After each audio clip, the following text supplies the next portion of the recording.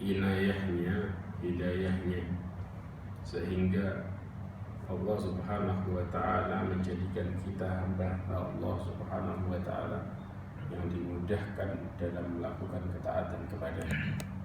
Mudah-mudahan Allah Subhanahu wa Ta'ala berikan kita istiqamah dalam ketaatan. Amin, amin, amin.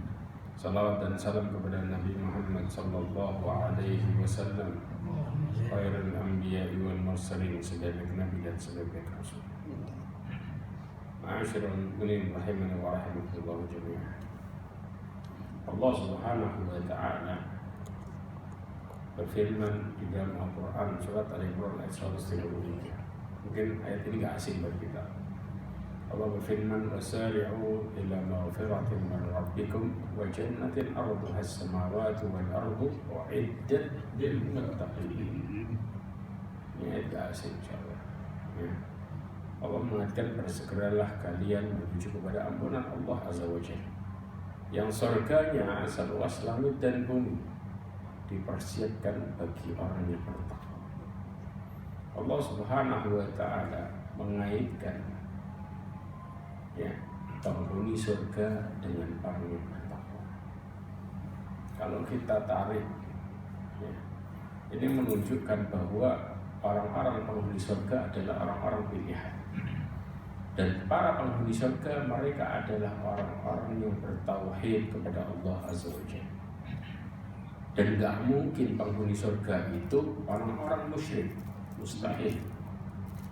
Allah Subhanahu wa Ta'ala mengatakan, "Al-Hamda tufattahu lahum abwabus samaa wa la yadkhuluna al-jannata hatta yalijal jamalu fi samil hayat."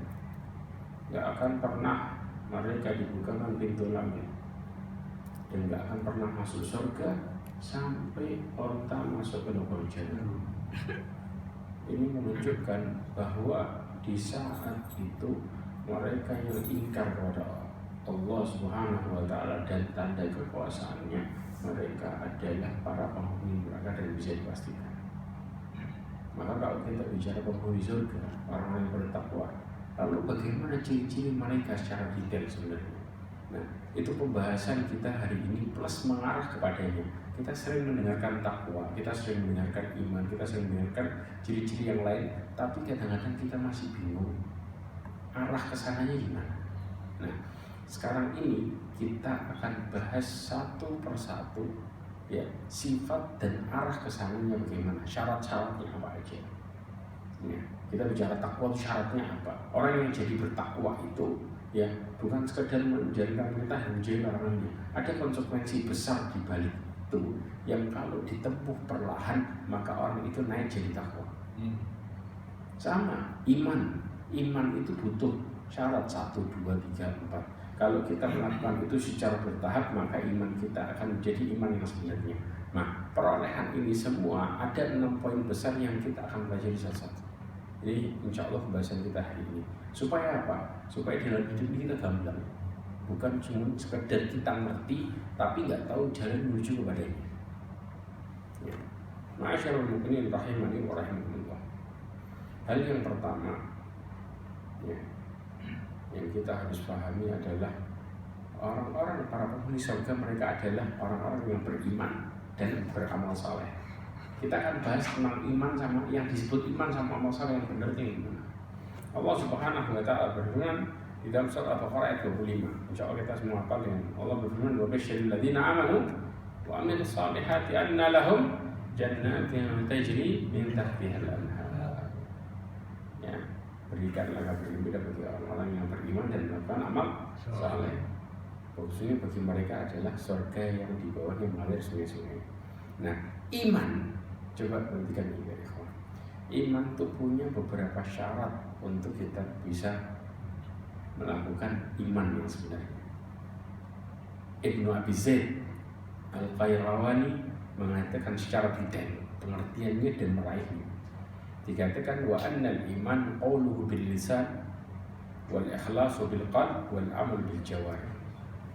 Yang disebut iman sekarang prakteknya secara detail adalah yang pertama adalah mengatakan dengan lisan.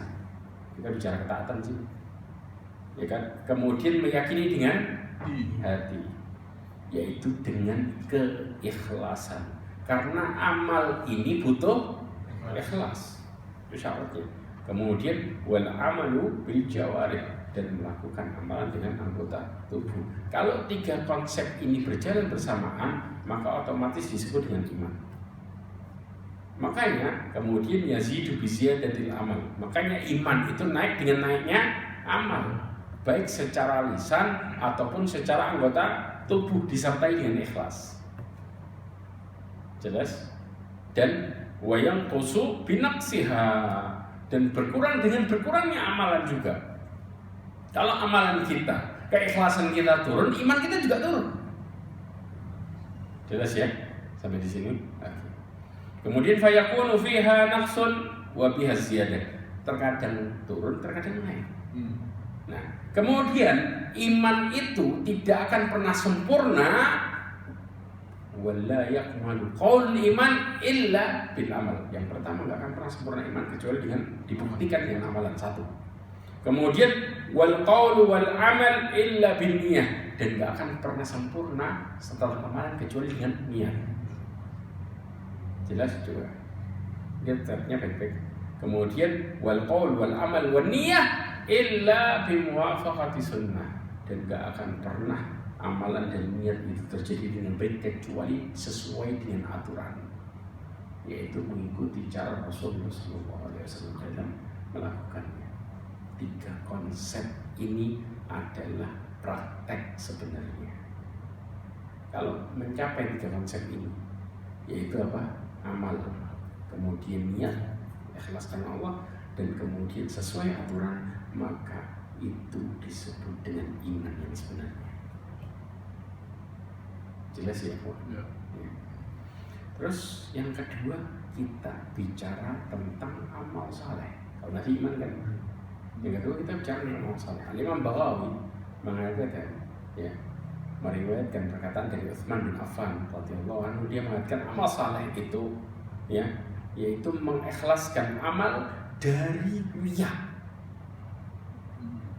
Makanya para ulama menjelaskan di antaranya adawa munadhar ilal khaliqi dunal makhluk. Orang yang disebut dengan melakukan ikhlas, amal saleh yang benar adalah mereka selalu melihat karena Allah, karena Allah, karena Allah, dan mengesampingkan apa kata orang. Baru mereka disebut dengan beramal yang sebenarnya. Kalau tadi iman sudah jelaskan. Ini kalau kita bicara prakteknya, kalau orang masih berharap komentar, maka ini mereka masih belum dikatakan sebagai ikhlas. Jelas ya, ikhwan. Nah, rentetan amalan ini, ya, Mu'adz bin Jabal itu mengatakan ada 4 unsur di dalam amal. Yang ini nggak bisa lepas. Yang pertama adalah unsur ilmu. Karena orang kalau melakukan tanpa ilmu disebut dengan tersesat. Makanya disebut dengan dhalim. Jelas? Yang kedua adalah unsur niat yang benar. Jelas di sini? Yang ketiga adalah unsur sabar dalam beramal. Jadi kita ini butuh sabar. Karena orang-orang yang tidak sabar, mereka akan melakukan dengan terpaksa. Kalau sudah terpaksa, Allah tolak dia. Kenapa? Allah mengatakan la ikraha fiddin, tidak ada paksaan dalam agama. Justru orang yang terpaksa, mereka secara jelas ketolak. Ya, kemudian yang terakhir ya ikhwah, baru kita bicara tentang keikhlasan. 4 unsur ini yang nempel ke amal. Saya ulangi lagi, yang pertama apa? Ilmu. Yang kedua, niat yang benar. Yang ketiga, sabar. Yang keempat, ikhlas. Paham ya? Ini unsur masuk ke dalam amal. Maka secara jelas kita memahami tadi masalah yang disebut dengan iman, kemudian kita memahami yang kedua yang disebut dengan amal. Kalau dua-duanya berjalan dengan baik, maka ini adalah ciri-ciri penghuni surga. Yang pertama.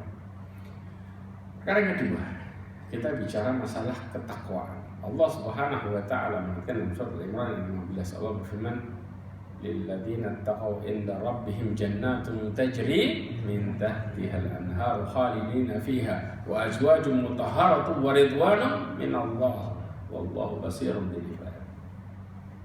Kata Allah Subhanahu wa taala, bagi orang-orang yang bertakwa di sisi Allah ada surga yang di bawahnya mengalir sungai-sungai kekal di dalamnya. Dan mereka memiliki istri-istri yang apa? Suci. Kenapa nggak pernah tersentuh tuh istri? Dan bahkan ya di dalam disebut riwayat, di sebuah riwayat disebutkan ketika seorang istri menyakiti suaminya maka bidadari surga pada cemburu dan mereka marah kepada istri. Kenapa? Karena saat itu para suami Allah Subhanahu wa taala sudah siapkan bidadari. Kalau istrinya kemudian apa? Mereka berbuat buruk. Setelah saya ini kemudian ditanya tentang masalah bagaimana wanita mukminah. Apakah di sini dapat bidadari? Wanita mukminah itu kelak akan jadi bidadari paling cantik. Ya, bidadari yang lainnya kalah dengan wanita mukminah. Mereka akan jadi wanita paling cantik. Dan di saat itu rasa cemburu ya dihilangkan, semua perasaan yang nggak enak dihilangkan, dicabut sama Allah Azza wa Jalla. Maka mereka mendapatkan para istri yang selalu apa? Siap untuk melayani, siap untuk para suami ketika mereka kelak di surga. Ini secara sia-sia, subhanallah. Ya. Kemudian, nah kita bicara takwa sekarang. Unsur takwa itu, Syekh Utsaimin mengatakan menjaga diri dari siksa Allah. Caranya ini yang disebut dengan menjaga diri dari siksa Allah. Efek siksa gara-gara apa? Maksiat. Maka menjaga diri dari siksa Allah dengan cara yaitu mentaati Allah Azza wa Jalla. Dalam rangka apa? Berharap balasan pahalanya. Kemudian juga meninggalkan apa yang dilarang Allah Azza wa Jalla dalam rangka mentaatinya serta khawatir ditimpa musibah yaitu hukuman Allah Azza wa Jalla. Ya. Nah, Al-Imam Nawawi mengatakan faktor pendorong yang menimbulkan ketakwaan adalah satu besar, yaitu meyakinkan diri kita bahwa kita selalu diawasi sama Allah setiap saat. Ini faktornya. Dan ini adalah faktor tertinggi sebenarnya. Orang-orang yang merasa diawasi sama Rasulullah SAW menjelaskan di dalam hadisnya di riwayat Imam Bukhari disebut sebagai orang-orang yang muhsin. Ya. Dikatakan ketika mereka Jibril bertanya ma huwal ihsan, apa itu yang disebut dengan ihsan? Maka Rasulullah mengatakan anta'budallaha ka'annaka tarahu fa in lam takun tarahu fa innahu yarak. Engkau beribadah kepada Allah seakan-akan engkau menyaksikan Allah Azza wa Jalla. Kalau engkau nggak bisa merasakan itu, maka engkau diperhatikan sama Allah. Maka sifat diperhatikan inilah yang kemudian orang itu mau berbuat yang aneh-aneh mikir, oh iya Allah perhatikan 24 jam. Dan ini pemicu besar menjadikan seseorang itu bertakwa dengan sebenar-benarnya. Karena memang Allah mengawasinya dan Allah menghukum dari efek dari apa yang dilakukannya, yaitu kemaksiatan. Baik dihukum secara langsung ataupun ditunda hukumannya, baik yang dikumpulin ya ikhwan. Dan kita kena musibah gede luar biasa. Itu karena akumulasi peringatan kecil yang gak kita indahkan. Maka Allah Subhanahu wa taala akan memberikan kita bala yang besar. Kalau bala pun kita masih menjauh, maka sebaliknya Allah Subhanahu wa taala benci sama kita, malah dibukain dunianya lebar-lebar. Bentuk kebencian Allah kepada hambanya. Jadi subhanallah, manusia ini kalau dikasih bala, dikasih ujian, tetap diselewengkan sama dia, tambah menjauh. Maka Allah kalau sudah benci, dibukain dunianya apa yang dia mau. Tapi diakhiri dengan adab di dunianya pun akhirat. Yang disebut dengan apa? Yes, sebagaimana Allah berfirman di dalam surat Al-An'am ayat 44. Falamma nasu ma dzukiru bihi. Ketika mereka melupakan peringatan Allah Azza wa Jalla. Al-Imam Ibnu Katsir mengatakan mereka melemparkan aturan Allah ke belakang bumi. Jadi benar-benar aturan itu dilanggar semua. Benar-benar aturan agama itu dibuat gampang semuanya. Artinya ditoleh sama sekali. Jadi mereka benar-benar melupakan secara total. Kalau kita masih melihat sebentar kendor, itu yang disebut masih sakit nih orang hatinya. Tapi kalau sudah totalitas tuh, ya benar-benar dia nggak ngelakuin, ya, benar-benar melempar ke belakang, maksiatnya udah luar biasa, maka mereka disebut dengan orang-orang yang membuang aturan itu semua. Maka apa yang terjadi? Fatahna alaihim abwaaba kulli syai', kami bukakan segala pintu kenikmatan buat dia. Sampai dikatakan dalam hadis Rasulullah SAW, dia mendapatkan apa yang dia mau. Setiap yang dia minta dikasih. Bahkan dikatakan sampai Allah Subhanahu wa Ta'ala itu nggak mau dengar dia lama-lama doa. Saya nggak sukanya. Cepat-cepat dikasih. Kenapa? Kalau ditunda, dia minta terus. Betul nggak? Ini kondisi. Kemudian apa? Ujung-ujungnya hatta idza farihu bima utu, sampai mereka senang terhadap apa yang Allah kasih. Kalau sudah mereka senang terhadap apa yang Allah kasih, mereka dikatakan bangga sama harta yang berlimpah. Ibnu Katsir menyebutkan anak yang banyak, ya, kemudian rizki yang luar biasa. Rizkinya dunia semua. Dan mereka sebut barometer harta sebenarnya adalah uang. Itu yang jadi perhatian dia. Makanya akan ada ikhwan. Kita kalau ngobrol, istilah kita maksud kadang-kadang nggak terasa. Istilah kita maksud ke orang itu nominalnya duit. Kita nggak bicara maksud ke orang itu kalau mereka kemudian dekat sama Allah dan rajin terhadap memperhatikan urusan agamanya.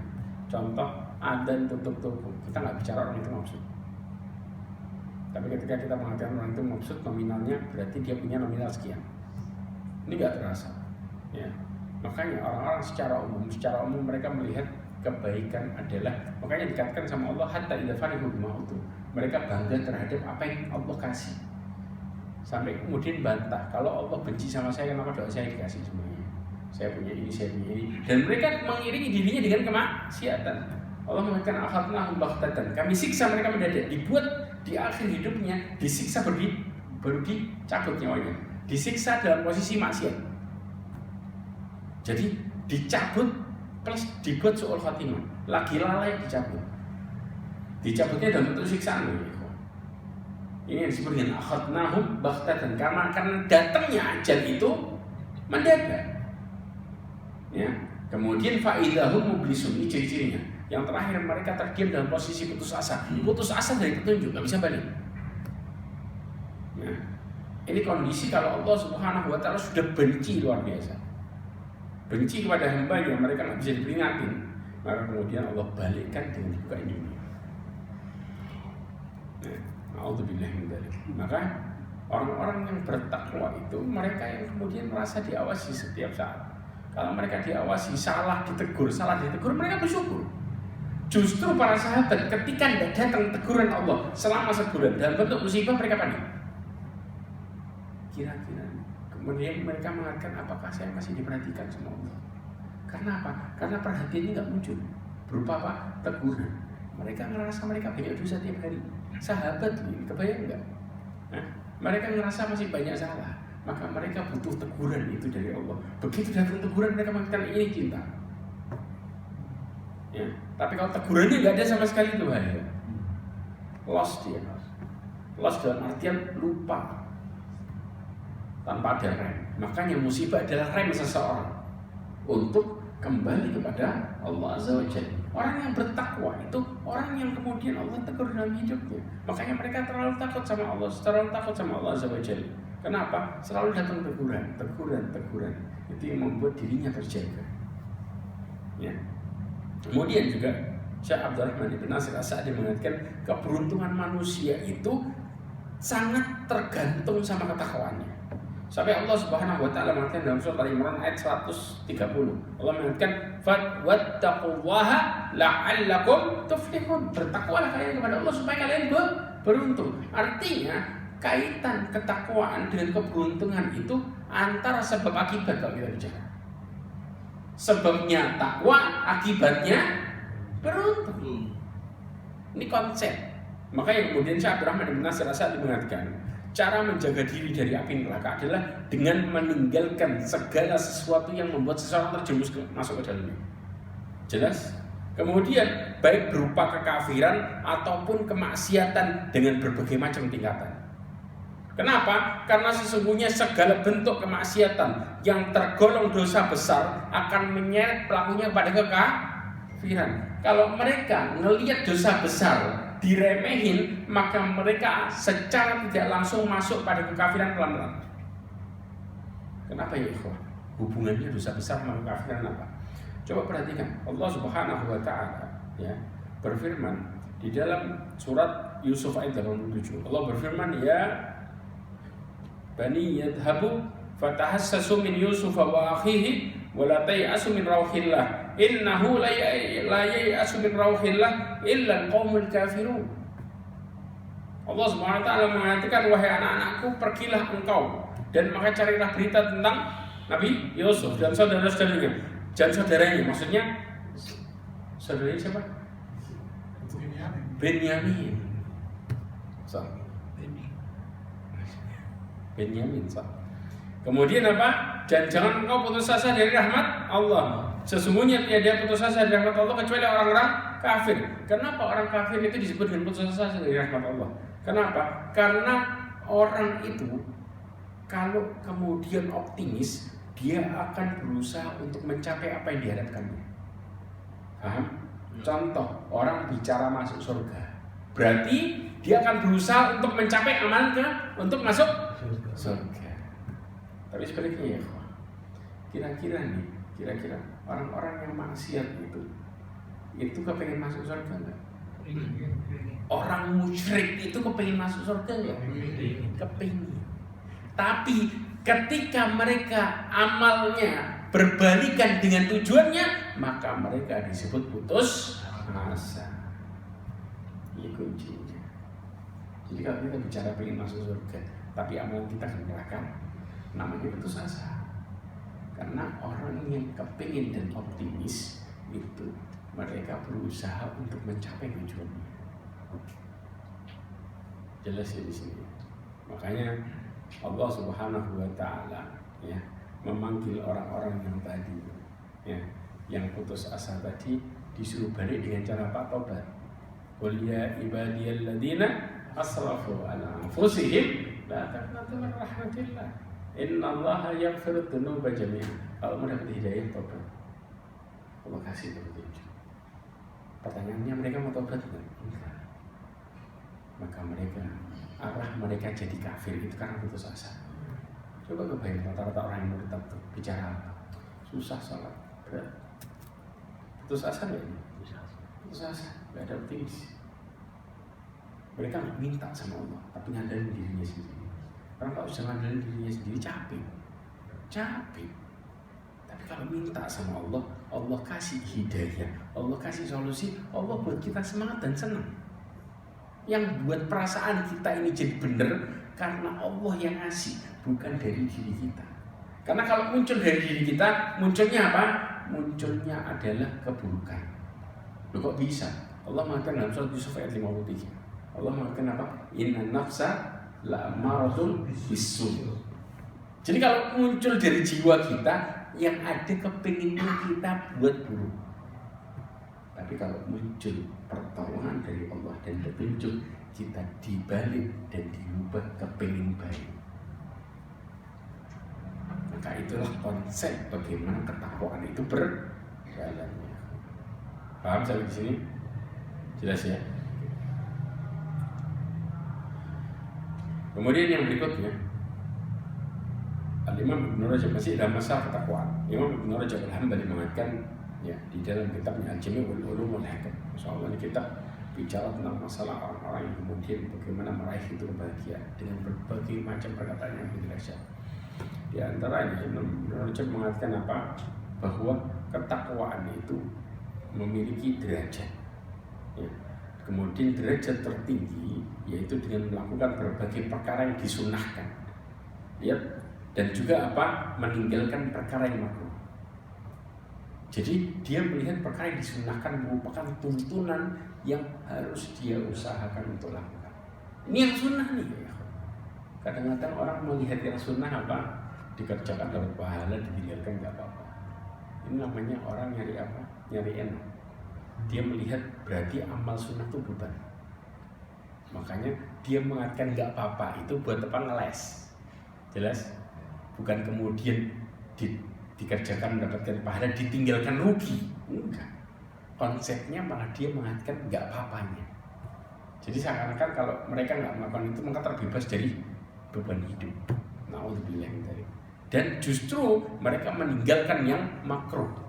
Karena kalau kita bermudah-mudahan dengan makruh, maka kita gampangin yang haram. Tahu istilah makruh nggak? Dibenci sama Allah. Ya ikhwah, perkara yang dibenci sama Allah.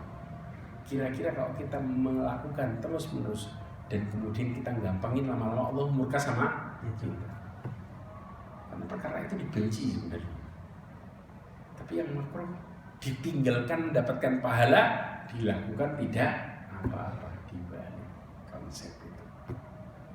Ya, mereka bukan dilakukan kemudian hancur rusak juga.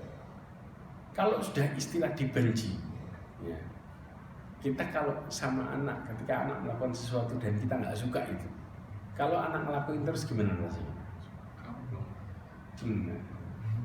Hawasnya luar biasa. Tapi kenapa kita kemudian kadang-kadang melihat konsep ini adalah konsep yang nggak sampai ke haram. Orang kalau sudah melihat ini perkara yang gampang, maka dia masuk ke haram, dia akan melihat perkara itu kecil. Ingat, orang-orang fajir, ya, kata Abdul bin Mas'ud mengatakan, wa ammal fajir yara dhunubahu kadubabin yamurru ala anfi. Karena konsep ini, ya, orang pendosa itu melihat dosanya kayak lalat lewat di hadapan wajahnya. Fayaf'alu hakadha. Diginiin Pak. Kenapa? Gampang. Kan Allah Maha Pengampun. Nanti tobat. Karena konsep dia masuk ke dalam perkara yang makruh, mereka melihat itu perkara yang mudah dan ringan. Maka mereka melihat perkara yang haram, mereka pun melakukan perkara itu dengan memudahkan, melihatnya jadi kecil. Padahal sahabat dulu mengatakan, ya, kita ini melihat dosa kecil ka'annahu mubiqat, kayak dosa gede. Jadi konsep sebaliknya, orang yang bertakwa itu ngelihat satu kesalahan kecil yang dia lihat bukan kesalahannya seberapa gede, tapi kepada siapa dia bermaksiat. Itu konsep orang yang bertakwa. Masalahnya yang diingkari adalah yang pemilik hidup. Mereka takut kalau Allah kemudian tiba-tiba murka. Makanya dikatakan fa'innal jibala minal khasa. Gunung itu bisa kebentuk gara-gara kerikil. Orang nggak sadar, orang melihatnya kecilnya. Tapi kalau kecil terus, maka bukan disebut kecil, disebut dosa besar. Karena apa? Karena jadi langganan. Istiqomah akhirnya jadi gede. Ya, Ma'asyarul mu'minin rahimani wa rahimakumullah. Maka di sini bahkan Imam Hasan Al-Basri mengatakan, orang-orang yang bertakwa adalah orang-orang yang menjauhi perkara yang diharamkan Allah kepada mereka dan menaikkan kewajiban yang diperintahkan kepada mereka. Ya. Yang berikutnya adalah yang ketiga, taat kepada Allah dan Rasulnya. Taat kepada Allah dan Rasulnya. Allah Subhanahu wa ta'ala berfirman di dalam surat An-Nisa ayat 13. Allah berfirman, "Wa may yuti'illaha wa rasulahu yudkhilhu jannatin tajri min tahtiha al-anharu khalidina fiha wa dzalikal fawzul 'adzim." Allah berfirman, barang siapa yang mentaati Allah dan Rasulnya, Allah akan masukkan dia ke dalam surga yang di bawahnya mengalir sungai-sungai. Mereka kekal di dalamnya dan itu merupakan kemenangan yang sangat besar. Nah, konsep ini, ya, Allah Subhanahu wa ta'ala juga mengatakan dalam surat An-Nur ayat 51. Allah berfirman, "Innama kana qaulal mu'minina idza du'u ila Allahi wa rasulihi liyahkuma bainahum ay yaqulu sami'na wa ata'na wa ulaika humul muflihun." Yang disebut taat itu kalau datang perintah mereka mengatakan sami'na wa ata'na. Itu taat sebenarnya. Enggak pakai kemudian kira-kira nego, enggak ada. Ya, kadang-kadang orang mau ngelakuin ketaatan dilihat dulu, wah kayaknya tak berat, pelan-pelan bisa nggak kira-kira. Ajal itu datang pakai momen kan, bertahap dikit, nggak ada istilahnya. Maka sama, kalau orang sudah mulai nego ini yang kemudian bahaya. Makanya Ibnu Qayyim al-Jauziyah mengatakan sesungguhnya, berarti yang baik-baik. kehidupan yang membawa manfaat hanyalah bisa digapai dengan memenuhi seruan Allah dan Rasulnya. Itu toh. Kalau kita memenuhi, maka hidup kita benar. Dan barang siapa yang tidak muncul pada dirinya sikap istijabah, artinya memenuhi seruan Allah dan Rasulnya, maka mereka tidak ada kehidupan sebenarnya pada dirinya, alias mati. Orang kalau sudah konsepnya nolak, ya, berarti mereka jiwanya mati sebelum ajal. Ya, ini konsepnya. Kenapa? Karena orang yang disebut hidup, ya, mereka yang mengikuti aturan hidup. Kalau sudah mati, bisa nggak orang diharapin kebaikan? Nggak bisa. Berarti orang yang nyeleweng, mereka yang membawa dirinya kepada keburukan. Kalau sudah orang nyeleweng, kemudian bicara zalim, antum mau omongin kayak gimana pun, antum ini jahat, antum ini gini, antum ini kesalahan, nggak bakal bisa kalau mereka nggak balik kepada ketaatan. Begitu mereka balik kepada ketaatan, baru mereka disebut orang benar. Orang yang disebut hidup sebenarnya. Kenapa? Nanti akalnya akan jadi sehat. Begitu nyeleweng, akalnya jadi sakit. Semua keputusannya pasti melampaui batas. Makanya Allah SWT mengatakan apa? Konsep orang nyeleweng. Allah mengatakan wala tuti man aghfalna qalbahu wattaba'a hawahu wa kana amruhu furuta. Subhanallah. Jangan engkau taati orang yang kami lalaikan hatinya. Kenapa nyeleweng dia? Dan mengikuti hawa nafsunya. Orang kalau sudah, makanya dikatakan inna nafsa la'amartum bisu'. Kenapa? Mereka selalu mengajak jiwanya kepada keburukan. Karena syaitan paling gampang nunggangi jiwa yang keluar dari aturan. Maka jadi kendaraannya syaitan buat apa? Menghimpun orang-orang yang mengikuti dirinya.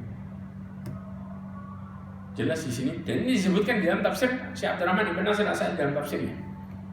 Ya. Jadi kendaraannya syaitan buat ngikutin. Kalau mereka ngikutin aturan Allah, maka syaitan nggak bisa.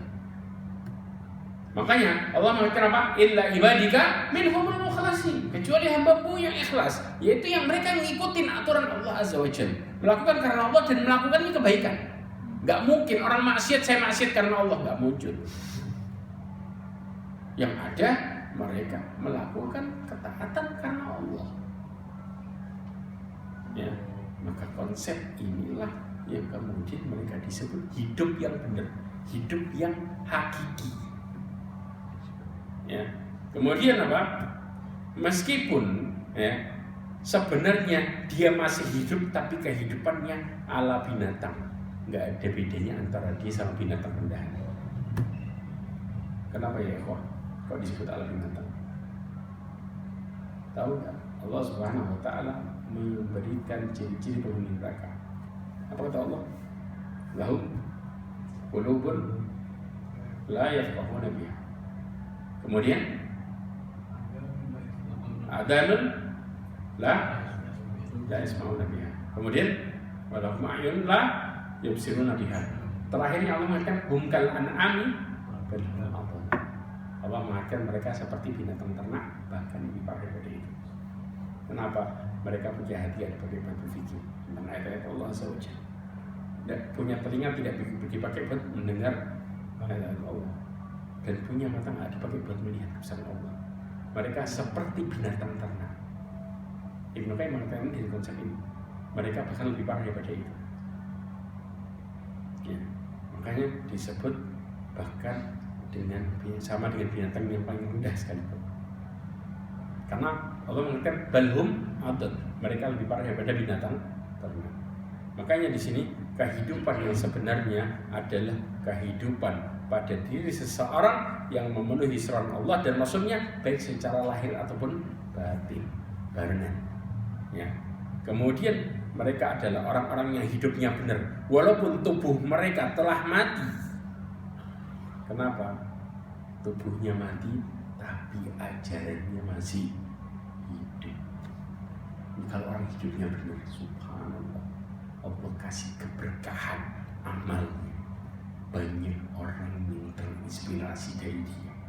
Sekarang berapa banyak kita menyebutkan perkataan ulama kayak ini, orang udah mati lama, tapi perkataannya masih hidup kemana-mana. Ini yang disebut dengan apa? Hidup yang sebenarnya. Tapi sebaliknya, kalau orang mati hatinya, jasadnya jalan, tapi apa? Perilakunya diharapin sama banyak orang, kapan tuh matinya orang? Karena perilakunya buruk luar biasa. Bahkan setiap orang berharap dia mati sebelum ajal. Lihat ya ikhwan, ini konsep sebaliknya dan hasilnya ya ikhwan. Masyaallah, dan Allah SWT jadikan kita orang-orang yang hidup sebenarnya, hidup di bawah petunjuk Allah SWT.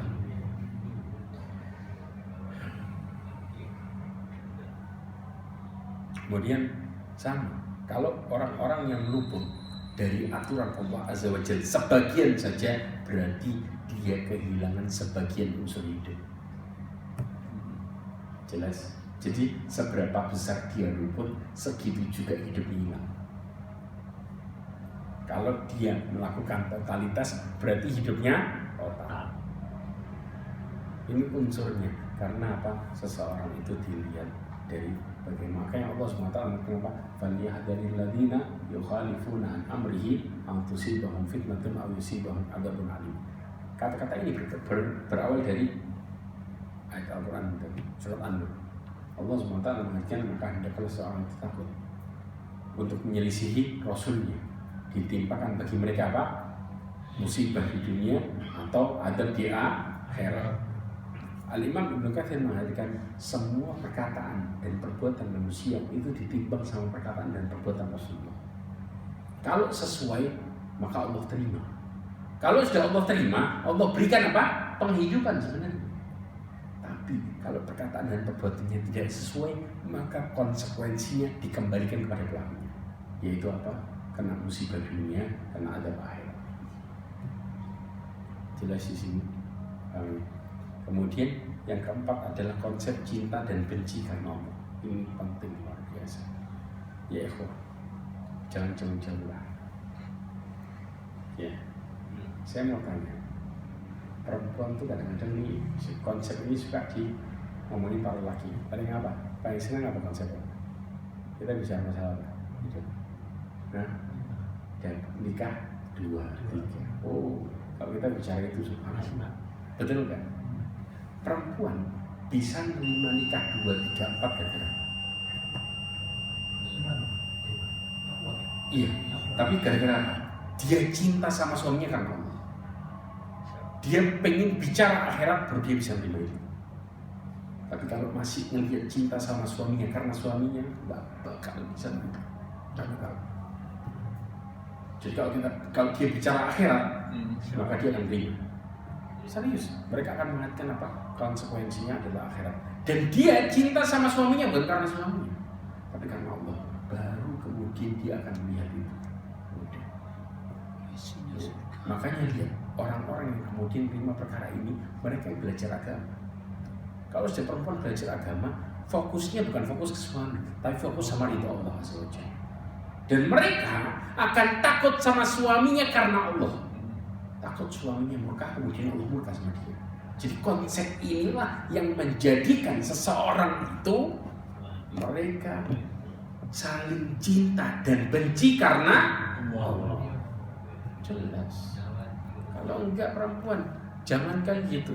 Suaminya kadang-kadang nih, suaminya salah dikit bisa dimarahinya panjang. Nah, betul. Betul.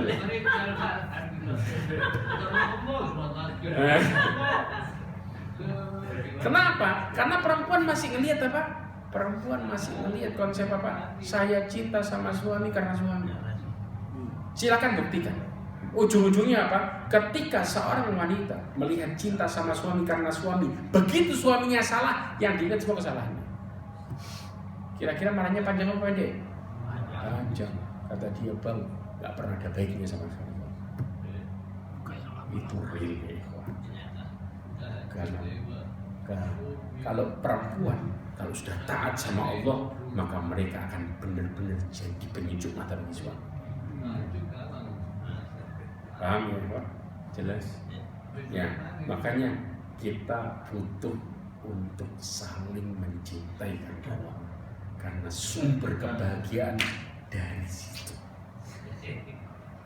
ya kita nggak bakal bisa sabar sama perempuan kalau kita nggak melakukan karena Allah. Kalau kita melakukan karena Allah, Allah kasih diri kita ini ketenangan dalam menghadapi hidup. Tapi kalau enggak, perempuan itu dari ujung sampai ujung mereka punya kekurangan. Kalau kita fokus di kekurangan, maka nggak akan pernah selesai. Namanya Zuwat hatta 4, mau dipilih yang zen-zen, tetap judulnya yang satu gini, yang satu gini, yang satu gini, yang satu gini.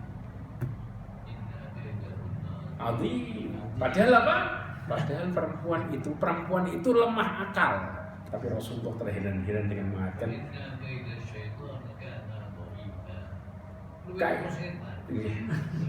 perempuan sama syaitan lebih mengerikan mana? Wanita. Aku tidak meninggalkan fitnah yang lebih besar daripada fitnah wanita terhadap laki-laki.